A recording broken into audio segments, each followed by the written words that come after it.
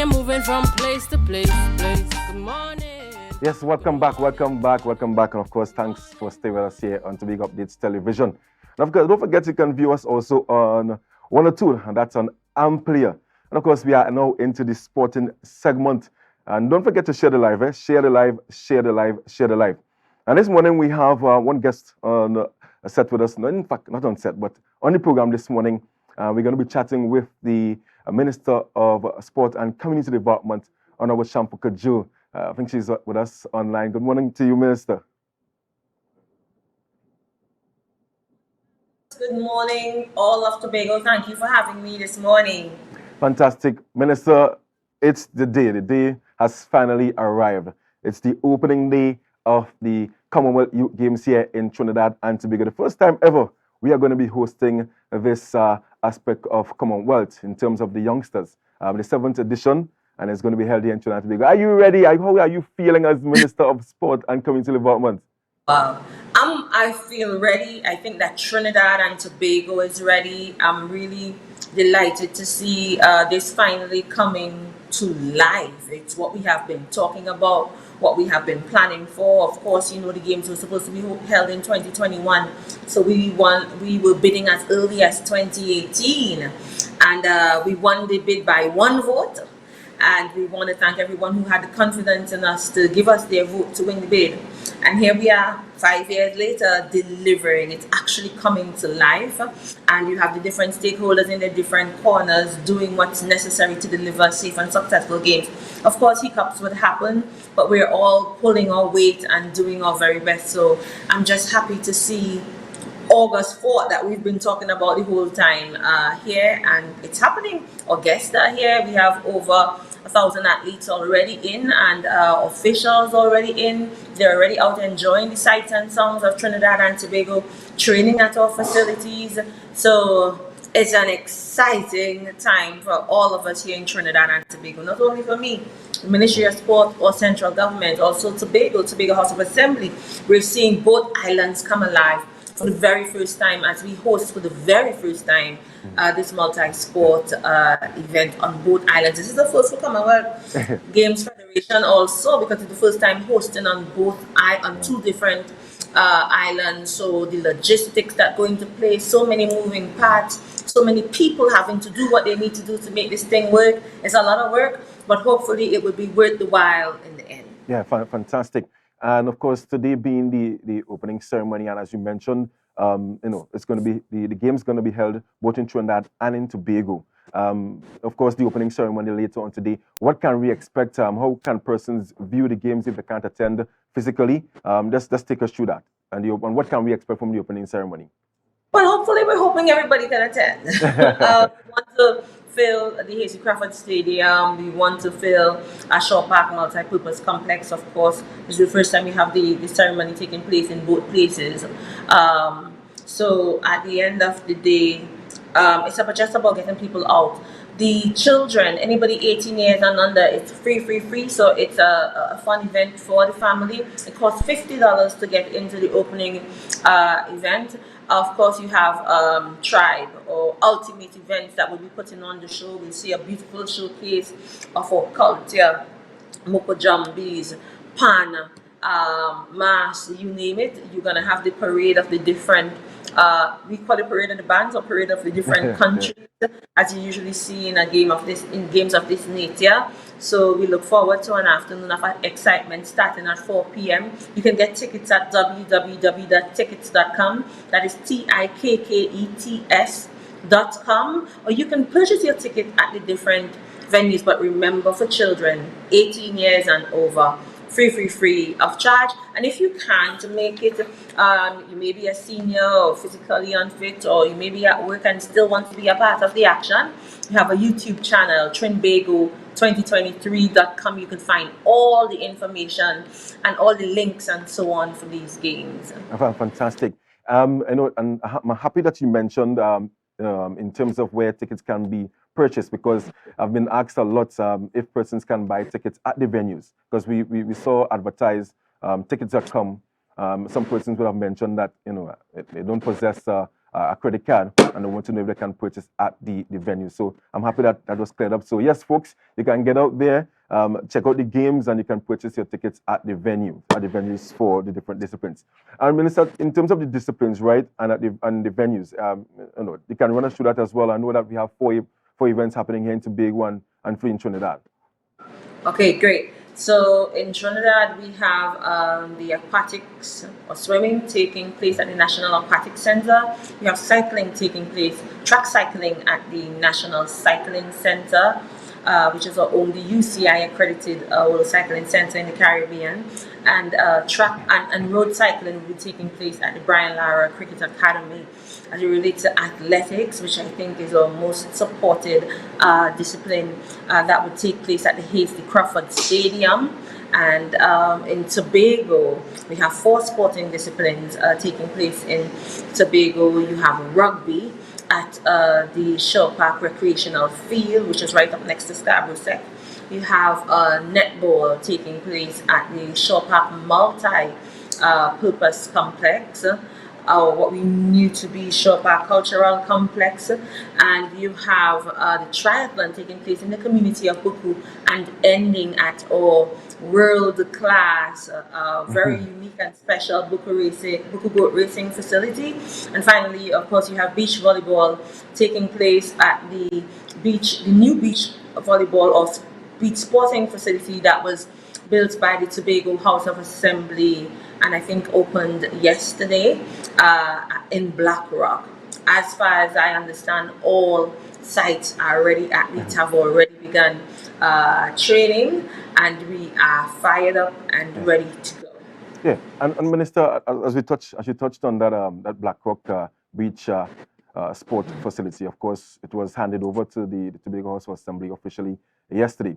And me being on social media, I saw you made several posts in terms of not being invited to the handing over ceremony, and there has been this tension or contention between the local organizing committee, which is the Tobago Task Force, and that of the organizing committee, the overarching organizing committee, with the delivery of this particular facility.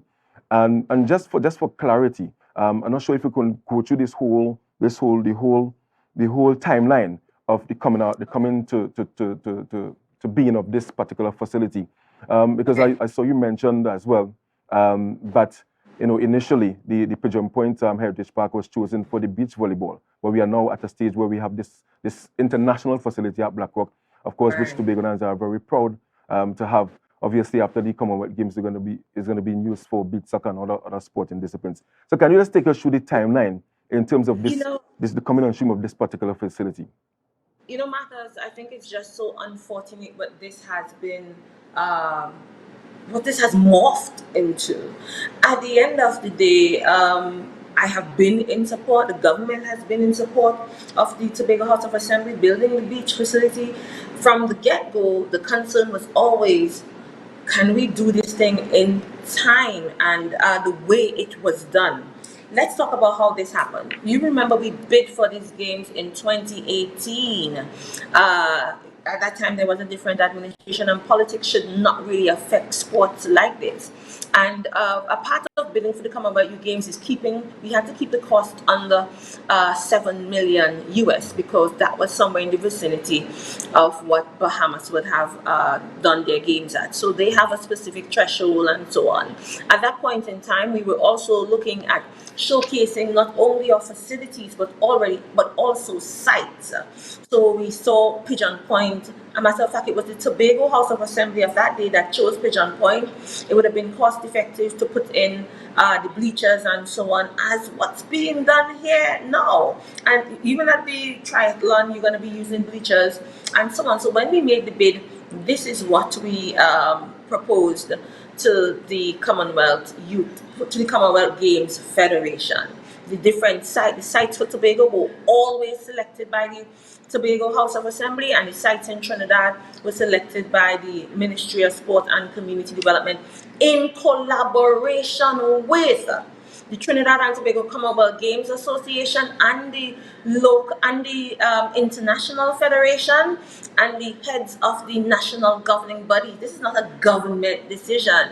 I'm always directed by the heads of the local organizing committee, the national governing body, and of course we have to get the approval of the Commonwealth Games Federation. So in 2018, that's what was one. In 2019, that was the situation. Of course, in 2020 and 2021, there was a lull, and we didn't know if the games were even going to happen due to COVID. It was in June 2022 that we received word from the Commonwealth Games Federation. We had a conference call meeting and a conference call on the phone and so on. And we decided that yes, it's going to happen. Immediately, I contacted WASCO Assistant Secretary Clark. He was on board. That was in June 2022. In July 2022, we made our way to Birmingham, and we were telling everybody about Pigeon Point and about all sites and locations. In August of 2022, Dame Louise and the team from the Commonwealth Games Federation came for the signing. I invited Assistant Secretary Clark to Trinidad, and from there on, I said, every time the Commonwealth Games Federation come to Trinidad and Tobago, we'll have you, Wayne Clark, take them around and show them the sites. And he was showing them Pigeon Point up to the visits down to the end of the year 2022, and in February 2022, he was showing them Pigeon Point. I did not learn of a decision or an intention to change the location from Pigeon Point to the facility in Blackrock until March 4th. On March 4th, we were entertaining the Commonwealth Games Federation officials in looking at the sites, and on our schedule, we were going to Shaw Park and to Buku and to Pigeon Point. It was while we were at Shaw Park looking at the rugby facility, and Mr. George Leacock, who was then appointed by the Tobago House of Assembly to be head of the Tobago Task Force, said he had a conversation with the Chief Secretary, and they have decided that they want to use Blackrock. So I said, okay, let's go over to Blackrock. When we went over to Blackrock, there were trees and everything still there, and I said, okay, when I saw what the site was, I said, guys, here we are, today is March 4th. 5 months, exactly 5 months before the games, and we have to hand over facilities by June 29th. As a matter of fact, you have to remember that the contract says that we were supposed to firm up facilities by the 20th of November 2022.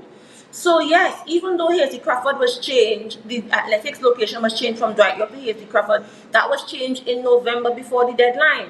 So here we are, in March, the THA making these announcements that they have changed the venue. Remember, I am the signatory on this contract, and there is a process in the contract of which the THA has a copy of it because I provided the contract to them, where there's a process for changing location where you have to write to the chief, the Commonwealth Games Federation. There is a procedure for changing a location, especially after the November 20th deadline of 2022.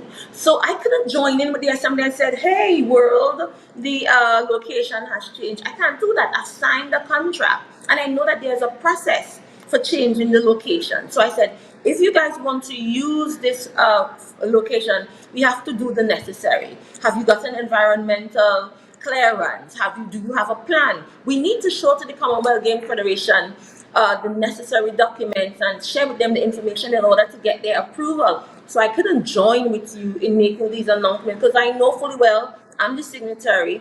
All the liability would be on the government of Trinidad and Tobago as the sole guarantor of the contract. And this is not a single-handed decision. I can't just wake up one morning and change a venue. We have to talk with the International Federation. We have to get the written approval of the Commonwealth Games Federation. So immediately I kept saying, hey, we can't do it like this, and kept asking the Tobago House of Assembly, please meet with me. You would see me in text messages and letters asking for a meeting. We got to a point where the Tobago House of Assembly would not speak with me. I'm reaching out to WASP or reaching out to the Chief Secretary, and nobody's willing to speak to me. It was George Leacock who came on the scene and was serving as a mediator. All through this process, the Tobago House of Assembly has not met with me or given me the necessary information to approve their location. So what we're talking about in March 4th, you know you wanted Blackrock. April passed, I'm trying to get a meeting with you. You would see the text messages because I've shared all my receipts. because I knew I was dealing with a slippery bunch of people. I kept recording everything. Even when I went to cast, waiting on the meeting, waiting for them to come. Even when I walked past, I recorded it because I knew who I was dealing with. And I knew what was up their sleeve. You understand what I'm saying? So at the end of the day, here I was, reaching out, trying to get a meeting, reaching out to George Leacock to be a mediator. So here we had George Leacock telling me, well, Fadi, say this off. And I said, no, it don't operate like that. I have to provide. Because the Commonwealth Game Federation don't want to hear Fadi say. They want documents and commitments and so on. So I've exposed, I've circulated the letters, the WhatsApps and so on, and there are more where that came from. You understand what I'm saying? It's just really unfortunate that they would try to use this for political gimmickry. It was I who wrote to the Commonwealth on May 9th saying, I think BlackRock is a wonderful idea. And if there's a better time to show that environmental conservation and infrastructure for sport can work hand in hand, it is now, and BlackRock would be the place. Yeah. That letter is also on social media. Yeah. So at the end of the day, to try to act like the government was fighting you, that's wrong. Even when you lied to the public, telling them that the sand was on the seas and the sand wasn't on the seas, and lied to the Commonwealth Games Federation, telling them that the sand was on its way, knowing fully well that it hadn't been loaded on the boat yet. It was Douglas Camacho of the local organizing committee reaching out to different agencies in Trinidad that could provide sand because we didn't think the sand would get there on time. It was Shamfa Cudjoe talking to Paula Gopi-Schoon and people from ETEC trying to get sand from Magdalena that was brought in for the golf tournament to see if we can build one court. And Mr. Fali Augustine, Chief Secretary, would remember the only time I got the opportunity to really talk to him was last week at the golf tournament function in Magdalena. And I said, hey, we need to huddle, because by that time I had already received a July 24th letter from the Commonwealth Game Federation saying, hey, I am concerned and disappointed and asking me to find an alternative location for beach volleyball. So I said, hey, Chief Secretary, we need to huddle. I need to say something to the Commonwealth Games Federation. You would see I delayed my response to them by 6 days. I waited until the morning that the sun got there to tell them, hey, the sun is here, because I didn't want to respond giving them another lie or telling them like tomorrow. They had lost confidence in us. So whilst the Tobago House of Assembly gets to play politics and so on, I have to mind the matters of state. And I even have the WhatsApp conversation and so on between myself and George Leacock, where we're seeking the intervention of Rohan Sinanan as Minister of Works and the Port Authority Chairman, Mr. Alexander, in order to assist in getting the sand from the port to the location and making sure the clearing and so on was done. So to act now like somebody was fighting you and so on, that is so wrong, and it is so much lies. And at the end of the day, in order for you to shine, you don't have to drag somebody else. The world is watching. And it's really unfortunate that the Tobago House of Assembly would take it in that direction.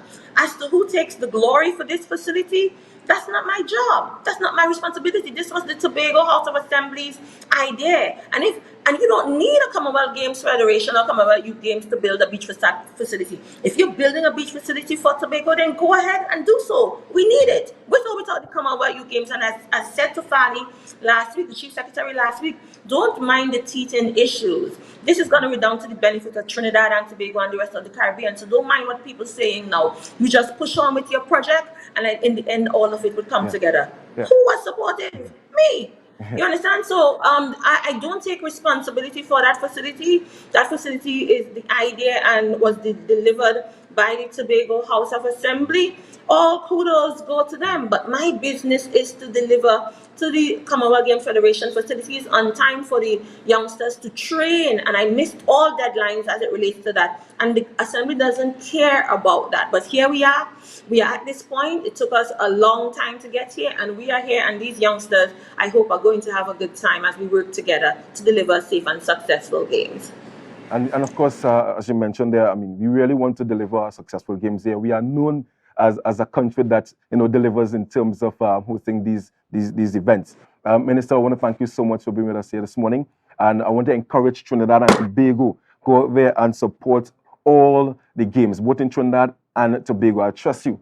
I trust that, of course, the fans are going to be, they're going to be impacted by whatever the organizing committee has to offer when they get to the different venues. Minister, thank you so much. I'm looking forward to a successful game. One more word, please. I want to encourage volunteers to come out. We are still short on volunteers in Tobago and in Trinidad. All you folks tapping on social media and doing all that politicking and narrative shaping. Go out there, volunteer. The Tobago side of things need volunteers. In Tobago, we need more volunteers. Also, this is our first time, and of course, things would happen. The more hands on board, the merrier, to show our guests a wonderful time. So thank you. Come on out and enjoy the game. Just before you go, Minister, I'm told that we still have about 5 more minutes to talk about the sports camp that are going to be happening here in Tobago.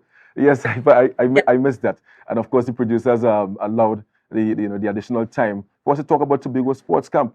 And I'm told it's going to happen just after the Commonwealth Games. And I mean, you can touch on that for us.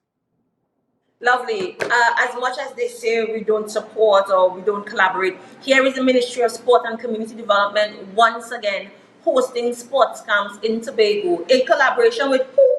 The Tobago House of Assembly. The Division of Youth and Community Development and Sport is the Ministry of Sport and Community Development and Sport TT, partnering, funding fully these sport camps in Tobago and in Trinidad, and we're partnering with Tobago House of Assembly. Of course, registration is open right now as we speak. The flyers are out, and we are having registration taking place right now. These camps are going to take place between August 15 and 30, so register your child. Lunches and refreshments and so on, free. So last year we catered to over 500 children throughout Trinidad and Tobago in these camps, and we're expecting a bumper season, if I dare say so, once again for these camps. In Tobago, we are going to be having at Bonaccord basketball, netball, football, at Dwight York Stadium, archery and track and field, at Heritage Park, beach football, at Louisdor, football and netball, at Montgomery Bethel, where I'm from, basketball, football, at Mount St. George, football and jump rope, at Mariah, cricket and golf, at Pigeon Point, dragon boat, at Plymouth, football, hockey and netball, at Shaw Park, chess, tennis, volleyball, at Shaw Park again, football and cricket, at Signal Hill, futsal and golf, at Speyside, football and netball, at YMCA swimming for ages 14 to 18, and we have a host of different disciplines in Trinidad. So come out, support the Ministry of Sport and Community Development, bringing to you once again these sport camps in Tobago, providing activities for the youngsters to engage in and to introduce them to all different sporting disciplines so that they can improve their development at school, at play, in life. And that is what sport is about. Not only about medals, but developing communities and people and building partnerships. Because here we are once again, the Ministry of Sport and Community Development gets to work hand in hand with the Tobago House of Assembly Division of Sport and Youth in delivering these outstanding sporting camps and to just youngsters. share with the public how can persons register. And of course, the camp is free. Is it that they go to the Division of Community Development, Youth Development and Sport? Is it online? Okay, so how can persons register? Registration forms are available online at www.sporttt-tt.com. And for more information, you could call 639-4818, extension 2014 or extension 2025. Hop on board the internet right now and fill out your applications at sporttt-tt.com, please. And all free of charge. All free of charge. We have charged free lunches too. Hi, Minister. We're going to leave it there today. I want to thank you so much for taking time off from your busy schedule to be with us here today. Of course, it's a historic moment in Trinidad and Tobago. In fact, the Caribbean, because I'm told that this is the very first time we're going to have the Caribbean Youth Commonwealth Games here in Tobago. Yes. And this is the platform for us to host the real thing, the Commonwealth Games in Trinidad and Tobago. Thank you so much, Minister. And of course, congratulations once again. Thank you, Marcus. Thank you, Tobago. Come on out and have a wonderful time. Take care. Fantastic. Of course, there we have it, talking with the Honourable Minister of Sports and Community Development, Shamfa Cudjoe, talking Commonwealth Games, Commonwealth Youth Games and Sports Camp right here in Tobago. It's going to be a bumper weekend in Trinidad and Tobago. We're going to have 4 disciplines happening right here in Tobago. Once again, Fast 5 netball at the Shore Park Cultural Complex, and we have rugby sevens at the Shore Park Recreational Ground. We go down to the beautiful Blackrock Beach facility. We're going to have beach volleyball, and of course at Buko we're going to have triathlon. In Trinidad, swimming, cycling, and also the athletics and para-athletics as well. Thank you so much for joining us on this morning's sporting segment. I'm going to hand you over to the capable hands of Candice Jackson for Tobago Notes.